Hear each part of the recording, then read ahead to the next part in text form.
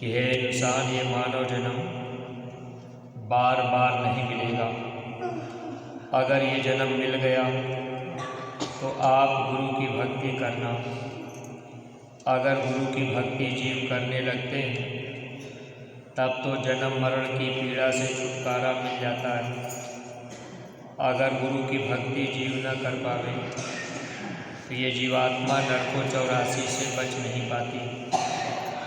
जन्म मरण की पीड़ा में दुख उठाना पड़ता है। जब जब महापुरुष आए तो महापुरुष हम जीवों को बचाने के लिए निरंतर प्रयास करते रहे, ताकि हम सब लोग इस जन्म मरण के देश से निकलकर अपने सच्चे घर, सच्चे देश चले जाएं, जहाँ किसी प्रकार का दुख तकलीफ नहीं है।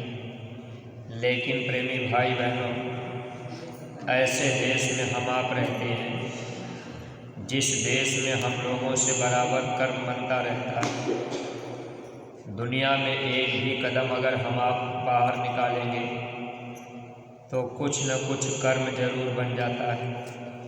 अच्छा और बुरा ये कर्म हमेशा बनते रहते हैं। दुनिया में चाहे जो भी हम आप काम धंधा करें, कुछ न कुछ कर्म बनता जाएगा। कर्मों का बोझा जीव के ऊपर लदता है। जब यहाँ से समय पूरा होता है, जीवात्मा को धर्मराज के दरबार में पेश किया जाता है, कर्म का हिसाब किया जाता है।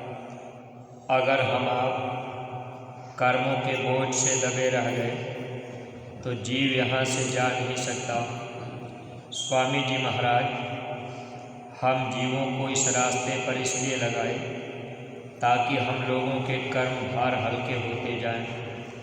इसीलिए सत्संग, सेवा और भजन ये चीज़ें हम जीवों के लिए जरूरी हुआ करती हैं। इस मानव जीवन में जिनको सद्गुरु नहीं मिले, ऐसे जीव कर्म के बोझे से दबे रह जाएंगे। धर्मराज को फिर सजा सुना देंगे। लेकिन सत्संगी प्रेमी भाई बहनों, इस परमार्थी रास्ते पर आने के बाद अगर हम लोग अपने कर्मों में सुधार नहीं कर पाए तो कर्म फल हम लोगों को भी भोगना पड़ता है। इसीलिए जब जीवन में गुरु मिल जाए तो गुरु के वचन मानने से ही गुरु भक्ति हो पाती। अगर जीव गुरु के वचन को माने तब तो जीव कर्मजाल से बचते जाएंगे। स्वामी जी महाराज सत्संग में सुनाया करते थे कि बच्चे, जब आपका समय पूरा होगा, धर्मराज के दरबार में पेशी होगी, तो वहाँ मैं भी रहूँगा। गुरु महाराज ने कहा, अगर आपने मेरी बात नहीं मानी तो फिर वो आपको सजा देगा। इसीलिए महात्मा जब जब आए तो महात्मा चाहते हैं कि जीव मेरे वचनों को माने। गुरु भक्ति सिर्फ गुरु के आदेश का पालन ही होता है।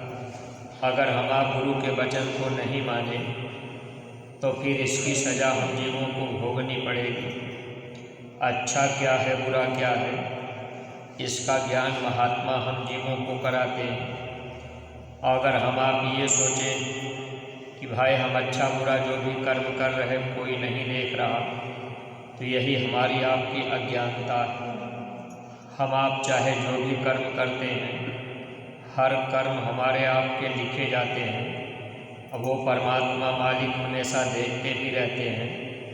5 साल के ऊपर जब बच्चे की उम्र होती है तो उसके हर कर्मों को लिखा जाता है।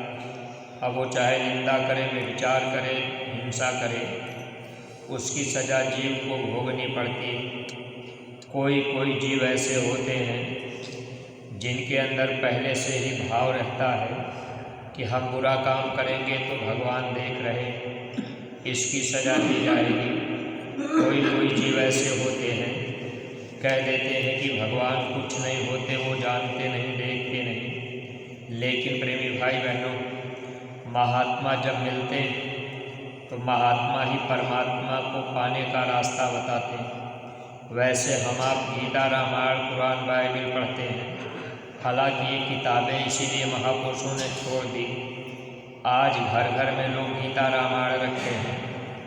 अगर उनका भी समय पूरा होगा, धर्मराज के दरबार में पेशी होगी, कोई कहेगा कि हमें तो जानकारी नहीं थी, तो काल भगवान तो बताएंगे कि आपने अपने घर में गीता रामायण रखी है, उसमें तो सब नियम लिखा ही हुआ है, बातें तो इसीलिए लिखी गई। हम सत्संगी प्रेमियों को भी देखिए, गुरु महाराज दया कृपा करके एक एक गांव गोद लेकर गांव में प्रचार प्रसार करने का जो आदेश गुरु महाराज ने दिया, ये इसीलिए ताकि अनपढ़ आदमी को भी संदेश मिल जाए।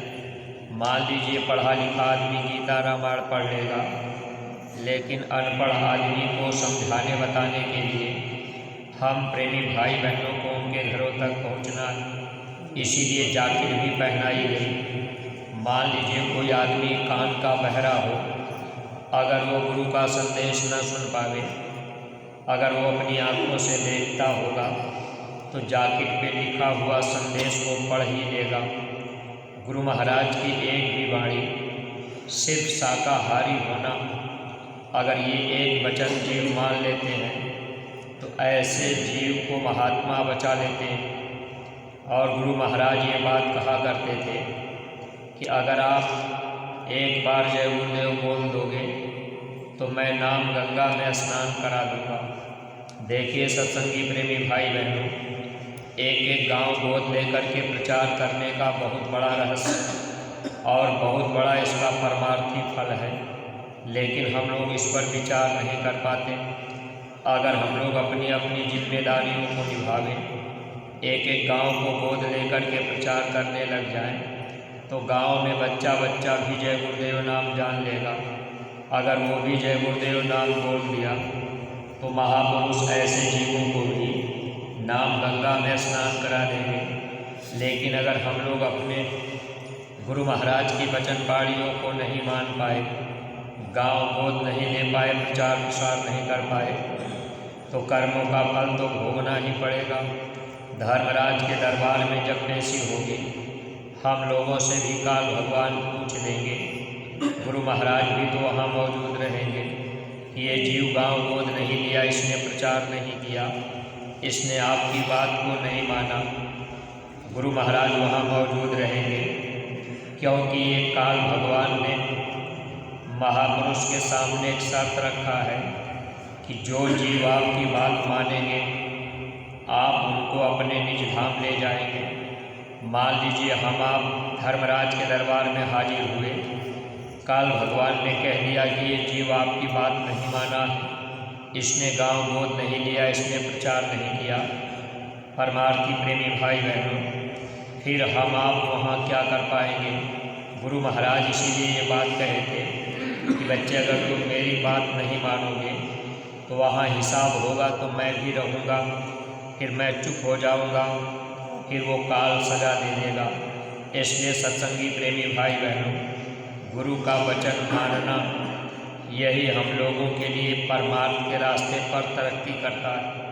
अगर हम लोग गुरु महाराज के पास रोज़ आवे जाएं, हम लोग दर्शन करें, सेवा भी करें, अगर वचन को न माने तो फिर हम आप परमार्थी लाभ नहीं कमा सकते। इसलिए हर सत्संगी प्रेमी भाई बहनों को ध्यान रखना चाहिए कि जो भी आदेश अपने गुरु दरबार से मिले उसका हम आप पूरा पूरा पालन करें। जब ये बात हम आप जान लेंगे कि गुरु हर जगह हाजिर नाजिर होते हैं, धर्मराज के दरबार में हिसाब होगा, कैमरा सबके पीछे लगा हुआ है, अच्छा बुरा जो भी हम आप कर रहे हर कुछ की जानकारी है। लेकिन प्रेमी भाई बहनों, ये मन हम लोगों को भुला देता है, इसीलिए हम आप पाप कर्म भी कर लेते हैं।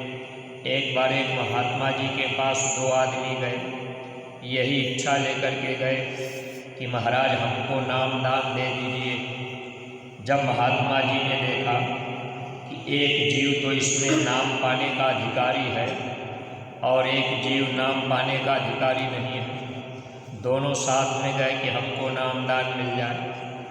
उस समय महात्मा जी ने उन दोनों व्यक्तियों से यही कहा था। अब उनको एक बटेर दे दिया। बटेर एक पक्षी का नाम है, जैसे तीतर होती है। उसी तरह से उनको एक पक्षी दे दिए।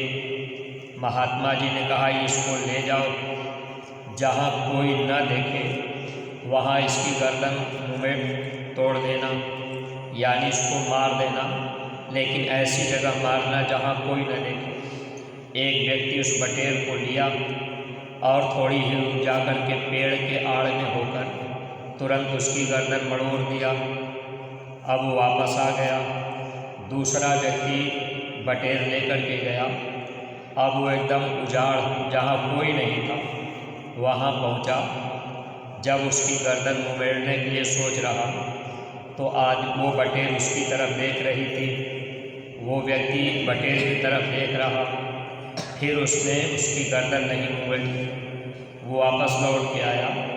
उसने कहा महाराज, अब पहला वाला तो तुरंत मार दिया पेड़ की आड़ में होकर के यहाँ कोई नहीं देख रहा, लेकिन दूसरा वाला जब आया महात्मा जी ने कहा कि तुमने इसको मारा नहीं। तो उसने कहा हुजूर आपका हुक्म था कि जहाँ कोई न देखे वहाँ इसकी जान मार देना, गर्दन तोड़ देना।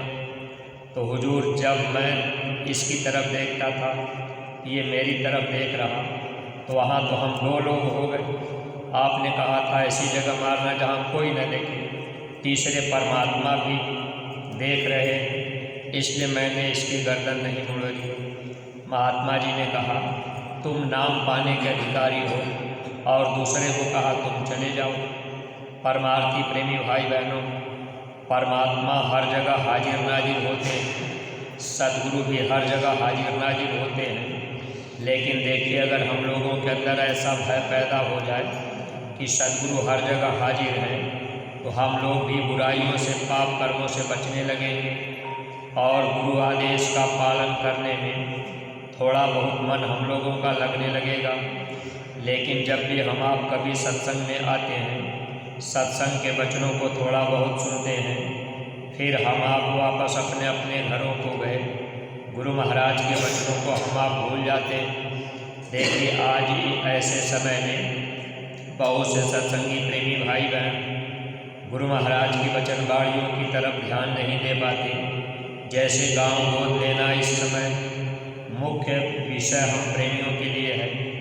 अगर ये सेवा हम आप नहीं कर पाए तो इसका मतलब ये है कि हम लोग गुरु वचनों से धीरे धीरे गिरते जा रहे हैं। इसलिए सत्संगी प्रेमी भाई बहनों, हर प्रेमी के लिए अनिवार्य है कि एक गांव गोद लें, गांव में प्रचार प्रसार करें, नए लोगों को जोड़ने का प्रयास करें, नए लोगों को गुरु महाराज की बातें बतावें, साथ ही साथ अपने व्यवहारिक जीवन में परिवर्तन लावें। अगर हम लोग अपने व्यवहारिक जीवन में परिवर्तन नहीं लाए, 10 साल से हम आप सत्संगी बने पड़े हैं, जिम्मेदारियां भी दी गई, लेकिन अगर हम आप अपनी अपनी जिम्मेदारियों को सही ढंग से नहीं निभाए, जैसे आज किसी को ब्लॉक की जिम्मेदारी दी गई, किसी को न्याय पंचायत की जिम्मेदारी दी गई, किसी को जिले की जिम्मेदारी दी गई। अब ऐसे जीव जिनको जिम्मेदारी जिस स्तर की दी गई, अगर आप उस स्तर पर पूज्य महाराज जी के आदेश के अनुसार सेवा का काम अगर नहीं कर पा रहे, तो आप परमार्थी राह से गिर रहे। अरे कितने जन्मों के बाद सद्गुरु मिले, कितने जन्मों के बाद हम आप मनुष्य शरीर के अधिकारी बने, सेवा करने का, भक्ति करने का मौका मिला। लेकिन अगर आपने ये समझ लिया कि भाई अगर जिले जिले में रजिस्टर गया, ब्लॉकों में रजिस्टर गया, न्याय पंचायतों में गया, अब आप सोचेंगे चलो वो रजिस्टर रखवा देंगे, सादे रजिस्टर पर ही सारी सेवा लेंगे, तो क्या सद्गुरु से आप छिपा लेंगे? वो तो प्रेमी भाई बहनों, धर्मराज के दरबार में जिस दिन पेशी होगी, उस दिन जीव की हालत क्या होती है। यहाँ तो संगी दोस्त यार मित्र जाति बिरादरी के लोग मिल गए, मन के अंदर किसी तरह का अहंकार आ गया। अब हम आप उसी में फूले पड़े कि चलो हमको कौन जानता है, कौन देख रहा, हम तो ऐसा ही करते रहेंगे। लेकिन उस मालिक से कुछ भी छिपा नहीं रहता। धर्मराज के दरबार में जब पेशी होती है, जीव अगर गुरु के वचनों को नहीं माना है, तो ऐसे जीवों की और विशेष दुर्दशा होती है जो सत्संग में आकर के सत्संग के वचनों को नहीं मानते, गुरु आदेश पर नहीं चलते, ऐसे जीवों को काल और कड़ी सजा देता है। जब तक जानकारी नहीं थी तब तक तो आप चाहे जैसे भी करते रहे। अब जैसे न्याय पंचायत के जिम्मेदारों को जिम्मेदारी दी गई कि आप सेवाओं को इसी रजिस्टर में लिखेंगे जो मथुरा की सेवा होगी। हर सत्संगी के घर में एक एक गुल्लक होना चाहिए। 1-1 रुपये की सेवा गुल्लक में रोज़ रोज़ डालनी है और उस सेवा को फिर हम आप उस रजिस्टर में न्याय पंचायत में लिखवा दें और हस्ताक्षर भी बना दें। ये काम साथ साथ ही करना था, लेकिन अब मान लीजिए इस काम को हम आप नहीं किए। अब हम आप सोच रहे चलो चतुराई चालाकी से काम कर लेंगे। ये भक्ति का मार्ग चंटई चालाकी का नहीं है। इसमें जीवों का भारी नुकसान होता है और मनुष्य शरीर में आने के बाद अगर ये जीवात्माएं नहीं चेत पाई, नहीं जाग पाए, गुरु वचन को नहीं पकड़ पाए तो ये जीवन हम लोगों का व्यर्थ में ही जा रहा है। देखिए स्वामी जी महाराज जब इस धरती पर आए तो गुरु महाराज का एक लक्ष्य था। गुरु महाराज कहा करते थे कि मैं परमात्मा को पाने का सीधा रास्ता बताता हूँ। स्वामी जी महाराज भगवान को पाने का रास्ता बताते थे। गुरु महाराज कहते थे कि बच्चे मैं आपको इस भौतिकवाद से निकालना चाहता हूँ, आध्यात्म की तरफ ले चलना चाहता हूँ। गुरु महाराज का लक्ष्य यही था। इसीलिए स्वामी जी महाराज कहा करते थे आज भौतिकता की अंधी दौड़ में फंसकर लोग शराब पीने लगे, पिलाने लगे, लोग व्यभिचार करने लगे, कराने लगे, लोग निंदालोचना भी करने लगे, हड़ताल तोड़ फोड़ भी कराने लगे। ये सब लोगों ने अपने स्वार्थ में किया। स्वामी जी महाराज ने कहा कि बच्चे आप राजनीति से दूर रहना, लेकिन सत्संगी प्रेमी भाई बहनों, हम लोग गुरु महाराज के वचनों की तरफ जल्दी ध्यान नहीं दे पाते। महात्मा जब जैसा कहें अगर वैसा हम आप करें तब तो लाभ मिल जाए। स्वामी जी ने कहा तुम राजनीति से दूर रहना। राजनीति वेश्या का काम करने लगी।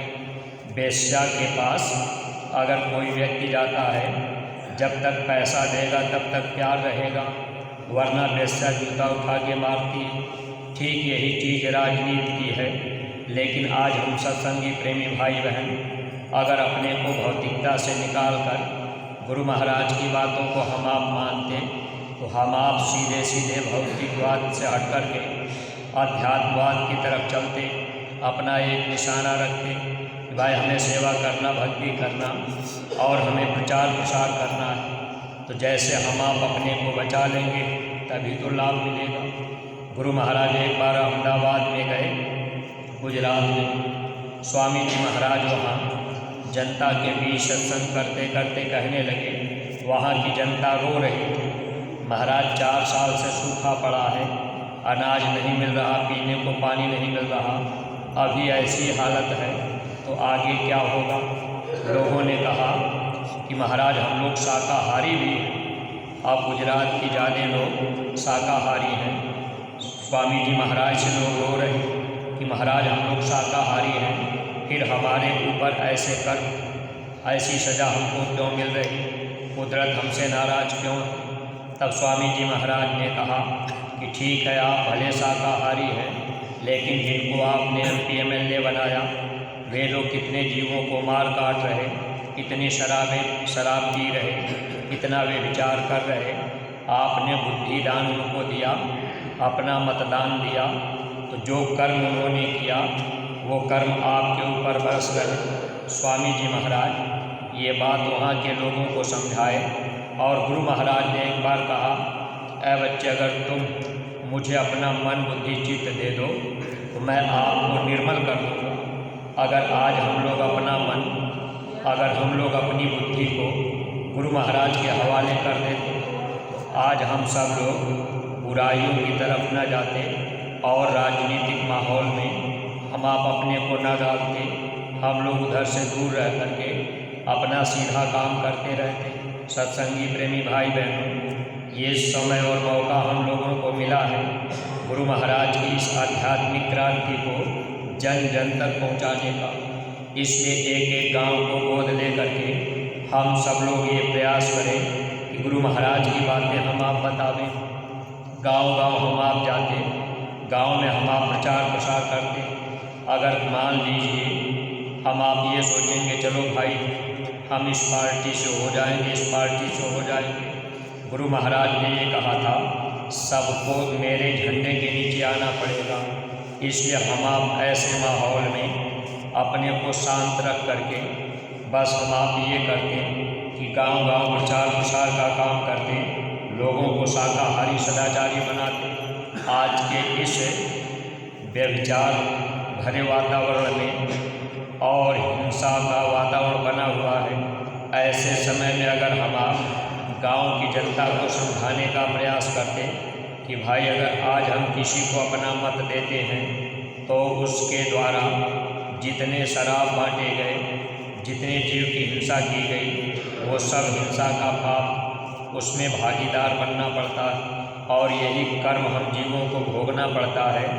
इससे महापुरुष हमेशा बचाने का प्रयास किया करते हैं। लेकिन सत्संगी प्रेमी भाई बहनों, हम लोगों का मन अध्यात्म की तरफ न चल करके इधर भौतिकवाद की तरफ जाता है।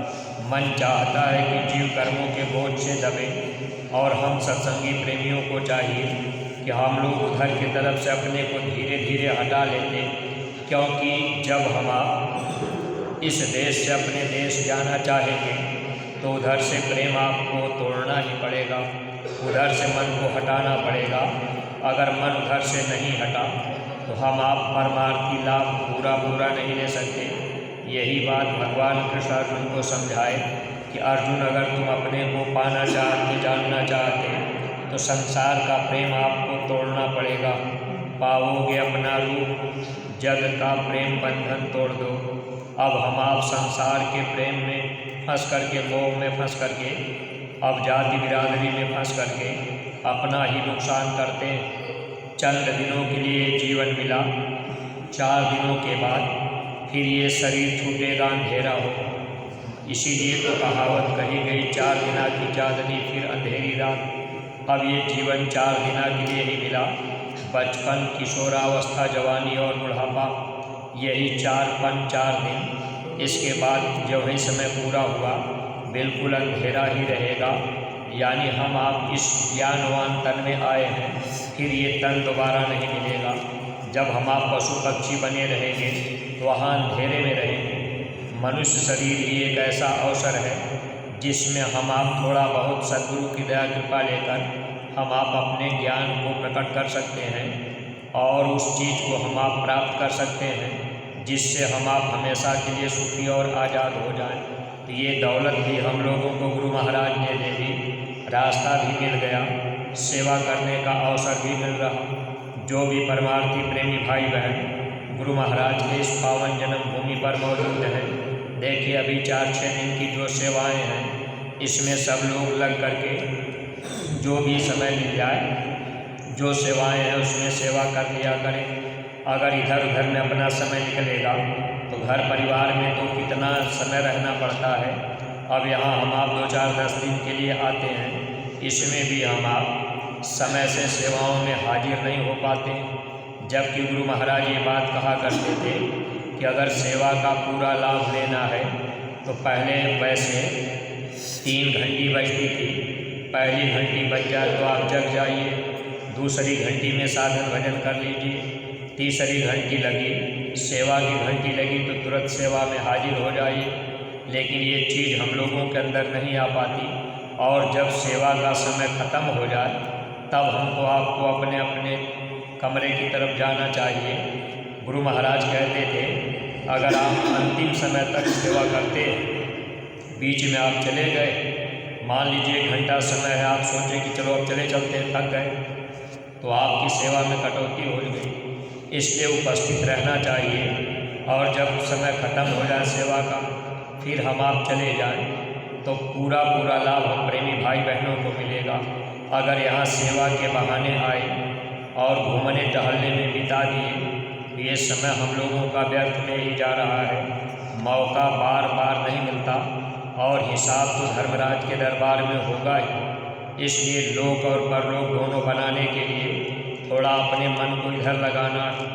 मन तो 84 लाख योनियों में टहलाते घुमाते ही रहा, वहाँ भी हम आप टहलते घूमते रहे। अब वहाँ भी संगी दोस्त यार मित्र बनाने का प्रयास करते रहे। अब मनुष्य शरीर में आए, यहाँ सेवा में आए, तो यहाँ ये ध्यान रखना है कि अपना मन सेवा में लगे। समय का विशेष ध्यान रखा जाए। अगर सेवा हम आप एक बंदिश में रह के करेंगे, जैसे आपको बता दिया गया कि आपकी सेवा यहाँ, अगर आप वही करेंगे तब आपका मन थोड़ा बहुत भरेगा। अब आप थोड़ा सा किए, फिर उठ करके आप चले गए वहाँ। अब वहाँ भी कोई जिम्मेदार ध्यान नहीं दिए, फिर आप टहल रहे, घूम रहे। अब आप सोच रहे भाई कोई बोल नहीं रहा। आखिर ये कोई ऐसा काम तो है नहीं कि भाई आपको बार बार कहा जाए। बार बार कहा जाएगा तब भी अच्छा नहीं लगेगा। इसलिए हमें आपको खुद चेतना चाहिए, समझना चाहिए, जानना चाहिए कि हम किस उद्देश्य से यहाँ आए। और हमको आपको तो ये ध्यान रखना चाहिए कि हम पूछ करके कि भैया कहाँ सेवा हम करें, वही जहाँ आपको लगा दिया जाए। अब उसको आप अगर करेंगे तब तो धीरे धीरे ये मन सेवा में लगेगा। नहीं तो मन ने कितनी बार हम लोगों को इधर उधर भटकाया। अब की बार भी अगर भटक गए तो जीवन धोखे में निकला जा रहा। इसलिए सत्संगी प्रेमी भाई बहनों, मौका जो मिला है 2-4 दिन और सेवा का, इसका हम आप पूरा लाभ उठावें। इन्हीं शब्दों के साथ में हम अपनी वाणी को विराम दे रहे। कोई बात अटपटी लगी है तो आप क्षमा कीजिएगा। सब लोग सामूहिक रूप से आरती प्रार्थना करेंगे। जय